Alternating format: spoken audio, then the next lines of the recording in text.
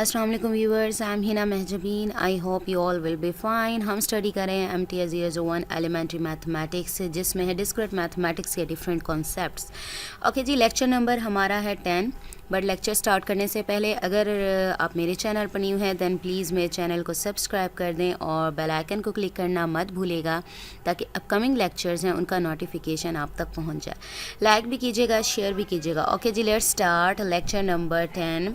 Sets continued है। अच्छा, एक और बात बता दूं, MTH 202 के लेक्चर्स भी सेम है, कुछ लेक्चर्स सेम है। मैं आपको दिखा दूं, यहाँ पर ये लेक्चर है, लेक्चर नंबर 13 सेम है, सेम वही है, मैट्रिक्स रिप्रेजेंटेशन ऑफ रिलेशंस है। ठीक है, तो मैं एक ही वीडियो रिकॉर्ड कर रही हूँ और लेक्चर्स नेम चेंज कर दूँगी तो आपको कन्फ्यूजन ना हो।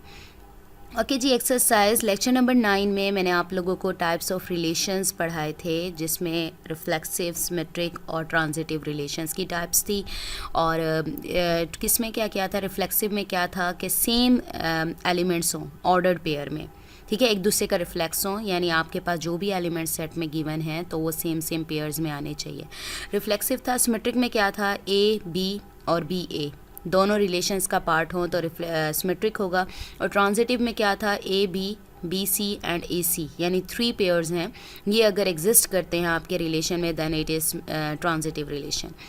आज उसी को ही कंटिन्यू कर रहे हैं और यूनियन इंटरसेक्शन को देखते हुए फिर मैट्रिक्स रिप्रेजेंटेशन भी देखेंगे यूनियन इंटरसेक्शन की एनी रिलेशन में। So let's start. एक्सरसाइज है हमारी, suppose R and S are binary relations on a set A। If R and S are reflexive is R intersection S reflexive.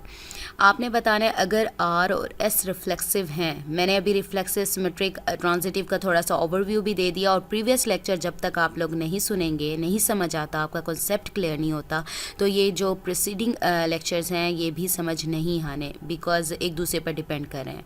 ठीक है, तो next पूछ रहा है, if R and S are symmetric is R intersection S symmetric. अगर R और S symmetric हों then इसका इंटरसेक्शन भी सिमेट्रिक होगा। ये आप लोगों ने प्रूव करना है, बताना है। If R and S are transitive is R intersection S transitive. अगर R एंड S ट्रांजिटिव हैं then R intersection S transitive है या नहीं है। सो लेट्स सी, प्रूफ की तरह ही करेंगे इसको। R intersection is reflexive. First हम देखते हैं हमारी कंडीशन रिफ्लेक्सिव में क्या होती है, पहले तो वो बतानी है। Suppose R and S are reflexive then by definition of reflexive relation, जो हमने ऊपर डेफिनेशन पढ़ी है वो यहाँ पर गिवन है। A का मतलब मैंने आपको बताया था, जो स्मॉल लेटर्स हैं वो शो करते हैं एलिमेंट्स ऑफ सेट को, और जो कैपिटल लेटर है वो सेट को शो करता है, यानी A बिलोंग करता है सेट A से। और A का मतलब है यानी सेम एलिमेंट्स, A है तो यहाँ पर भी A होना चाहिए, यानी 1 है तो यहाँ भी 1 हो, यहाँ 2 है तो यहाँ 2 हो। Belongs to relation R and A belongs to S। उसने ऊपर क्या कहा था कि R and S are reflexive. R reflexive का क्या मतलब है कि A बिलोंग कर रहा हो R से, ठीक है, सेम एलिमेंट्स हों। S रिफ्लेक्सिव का क्या मतलब है, A बिलोंग कर रहा है S से, सेम हो गया। अगर आपको इंटरसेक्शन का क्या पता है, इंटरसेक्शन क्या होता है, दोनों सेट में जो कॉमन एलिमेंट्स होते हैं वही हमारा इंटरसेक्शन होता है। इंटरसेक्शन यही है ना कि जो भी सेट्स, 2 सेट्स गिवन हो, उनके जो कॉमन एलिमेंट्स हैं वही राइट करते हैं। अब देखें, रिलेशन R में भी यही आ रहा है, S में भी यही आ रहा है, तो इंटरसेक्शन में क्या करेंगे, दोनों के जो कॉमन एलिमेंट्स यानी दोनों में सेम यही दोनों आ रहे हैं तो यही ले लेंगे आप। तो इस तरह से क्या कहा जा रहा है, फॉर ऑल, यानी ये जो उल्टा A है इसे for all A belongs to A belongs to R intersection S। Means अगर ये A बिलोंग R से करता है और A बिलोंग करता है S से, देन दोनों का इंटरसेक्शन से भी बिलोंग करेगा, बिकॉज हम इंटरसेक्शन में सिर्फ कॉमन एलिमेंट्स ही राइट करते हैं। So by definition of intersection accordingly R intersection S is reflexive. इसी तरह से सिमेट्रिक में भी सेम करना है, पहले आपने लॉ बता देना है कि ये है क्या, और फिर R और S का बताएं और इसको फिर लास्ट में बताएं कि सिमेट्रिक है। चलें, suppose R and S are symmetric, तो इसके लिए क्या ज़रूरी है, to prove R intersection S symmetric we need to show that. तो आप रिफ्लेक्सिव की जो डेफिनेशन थी सिमेट्री की, सॉरी, तो वो राइट करेंगे। यानी for all A B belongs to A, if a B belongs to R intersection S then b a belongs to R intersection S. चाहें तो आप सेपरेटली भी राइट कर सकते हैं, यानी ए बी बिलोंग करे आर से और ए बी बिलोंग करे एस से।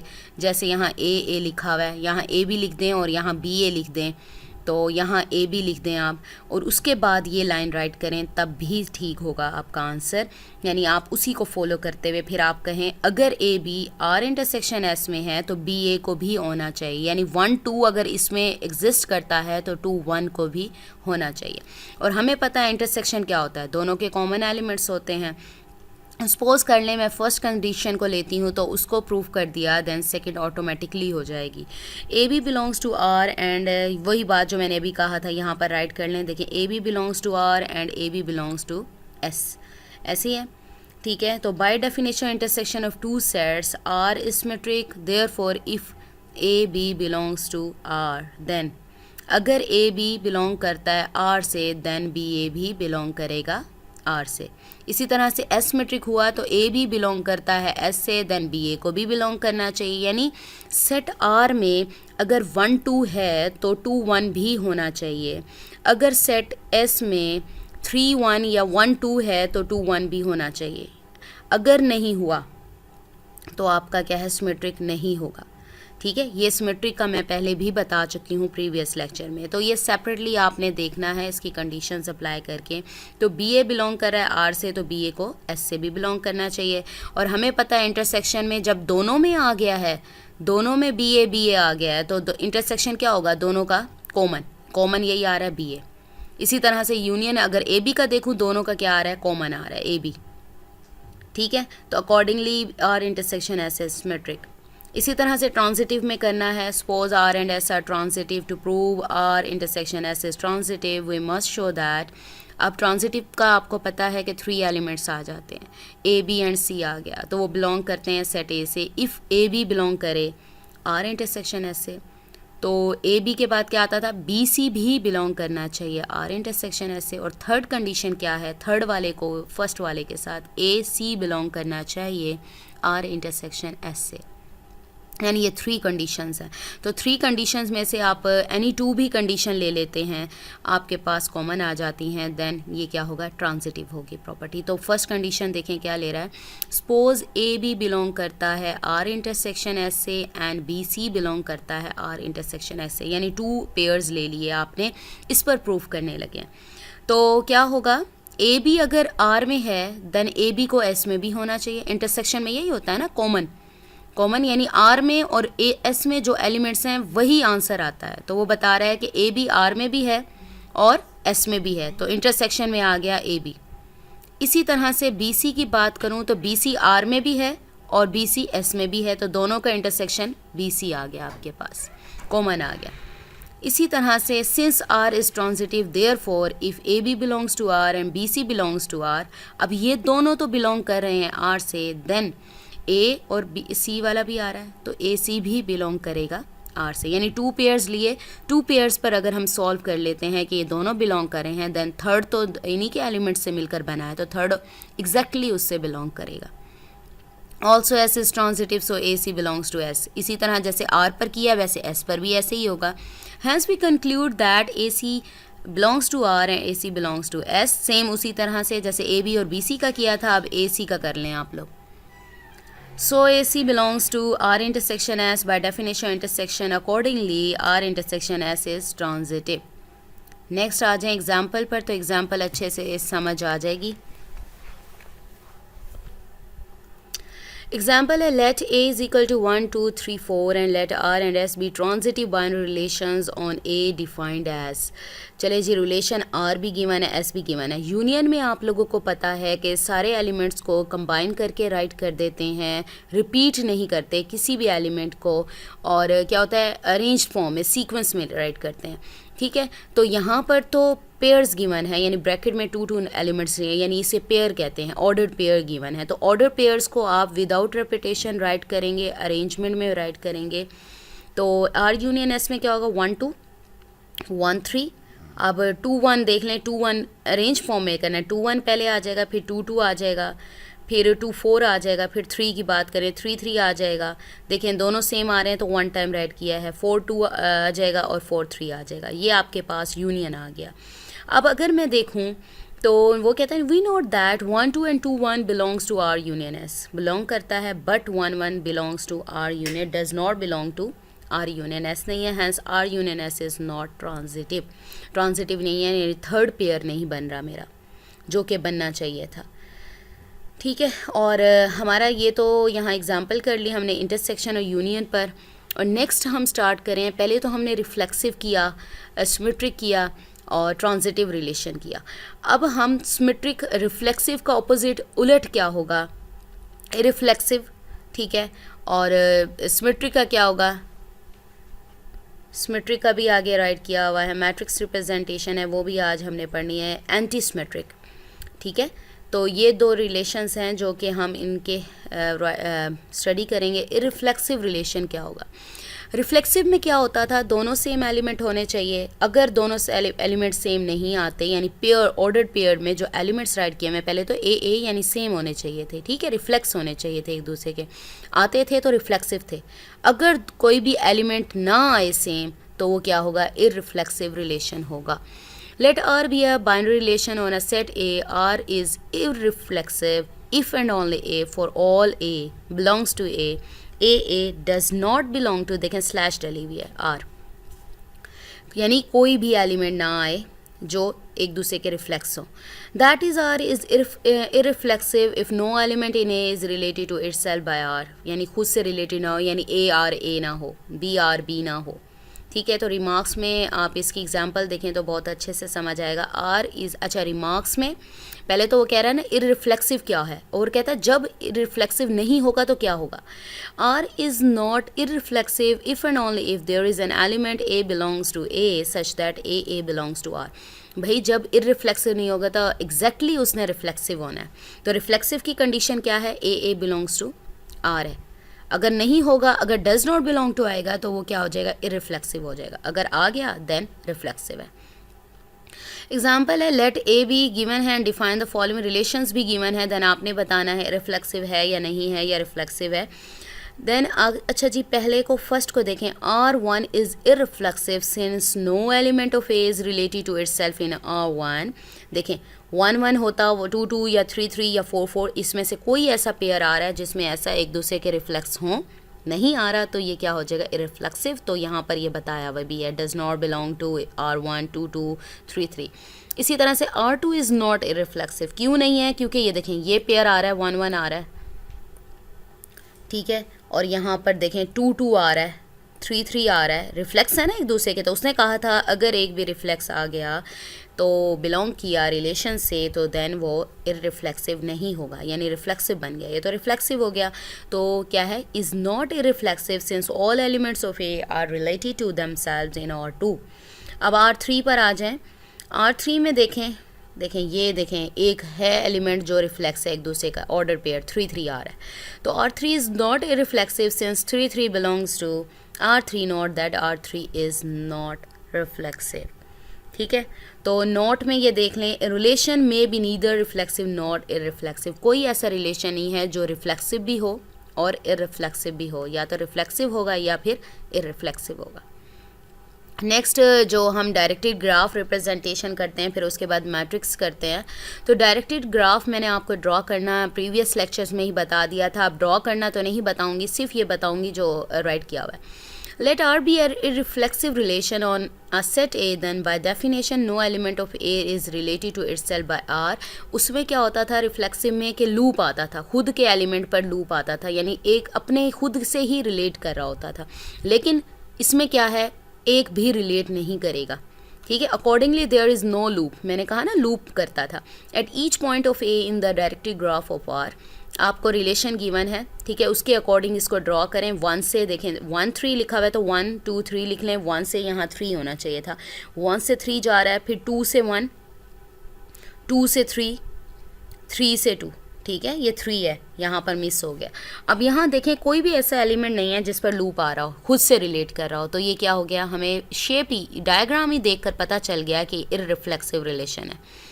नेक्स्ट मैट्रिक्स रिप्रेजेंटेशन में क्या होगा, let R be an irreflexive relation on a set A, then by definition no element of A is related to itself by R. ये तो हमने ऊपर देख लिया कि खुद से रिलेट नहीं करता।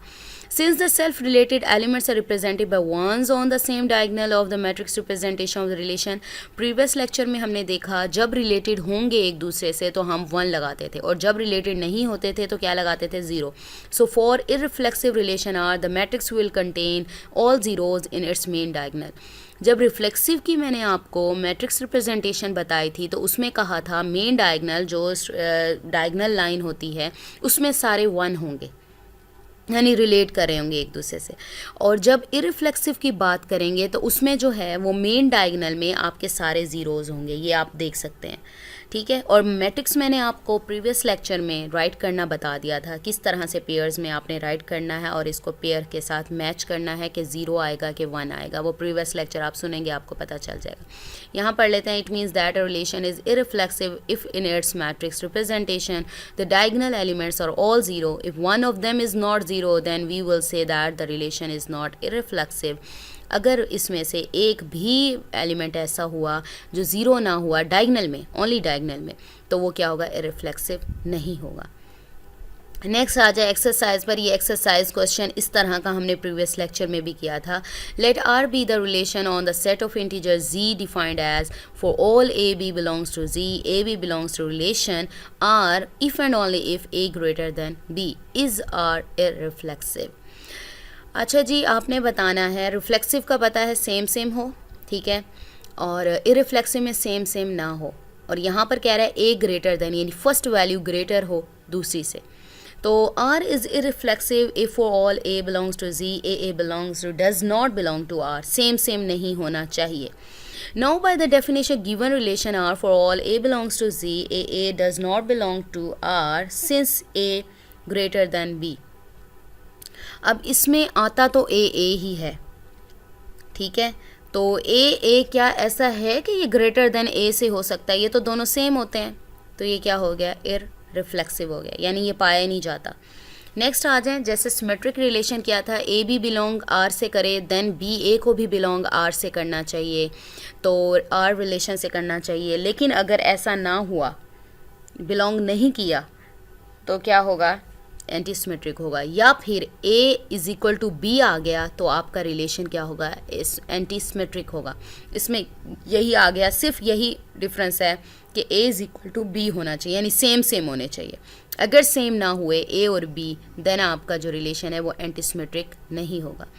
Late R be binary relation on a set A, R is anti symmetric if and only if for all A B belongs to A, if A B belongs to R and B A belongs to R then A is equal to B। अगर तो ये एक दूसरे से relate कर रहे हैं, A B B B A B है, लेकिन एक कंडीशन है कि दोनों सेम होने चाहिए, यानी 1 1 2 2 3 3 4 4 इस तरह का होना चाहिए।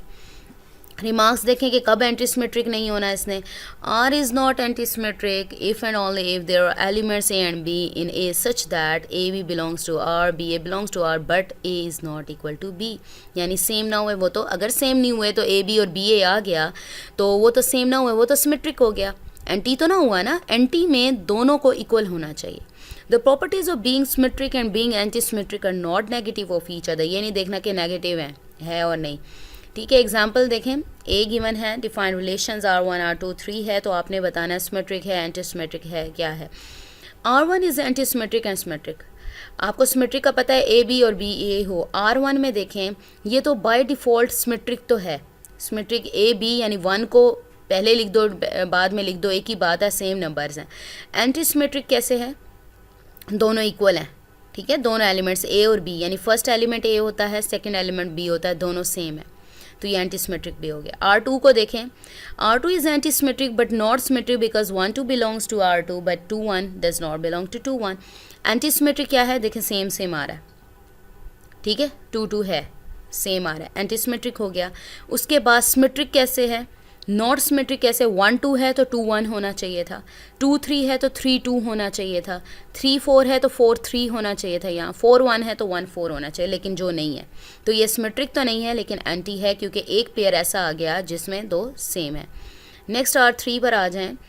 R3 is not anti symmetric, देखें सेम सेम आ गए, 2 2 आ गया, ठीक है, 2 2 आ गया, उसके साथ सिमेट्रिक भी हो गया, 2 4 आ गया, 4 2 आ गया, 3 1 आ गया, 1 3 आ गया, ठीक है। तो इसी तरह से ये सिमेट्रिक बन रहा है, ठीक है, एंटी नहीं है, सिमेट्रिक बन रहा है।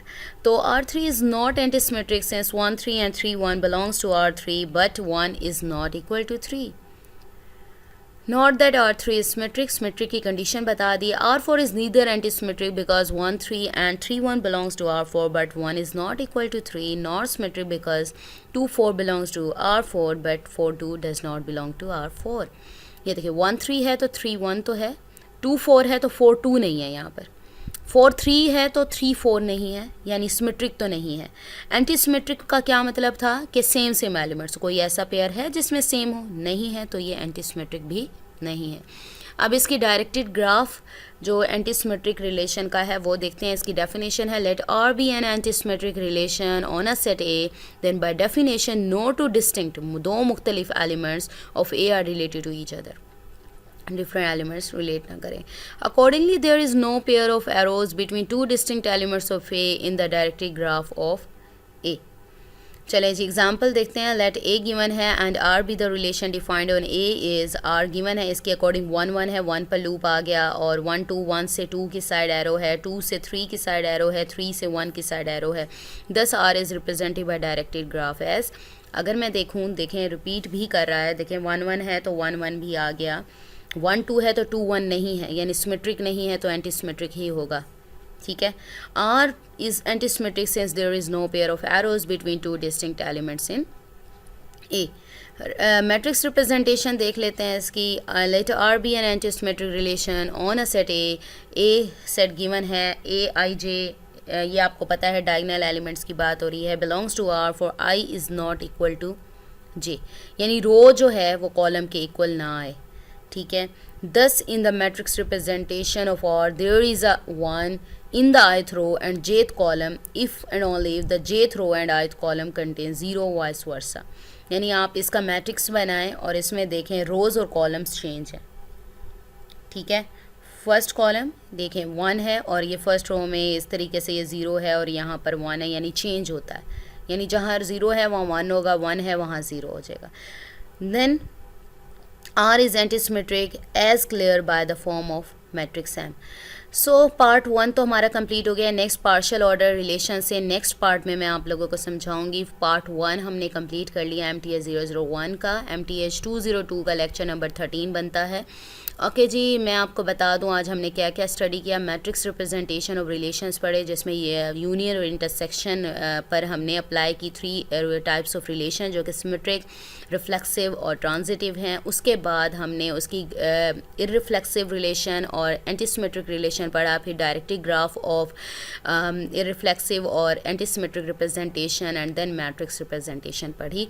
अगर आप लोगों के जो प्रीवियस लेक्चर्स के जो कॉन्सेप्ट्स हैं वो क्लियर नहीं होते, then it's difficult for you to understand upcoming topics, ठीक है। तो इसलिए अच्छा यही है कि आप लोग प्रीवियस टॉपिक्स जो हैं, प्रीवियस लेक्चर्स हैं, उसके कॉन्सेप्ट्स क्लियर करें ताकि नेक्स्ट जो अपकमिंग लेक्चर्स हैं या टॉपिक्स हैं वो आपको अच्छे तरीके से समझ आ जाए।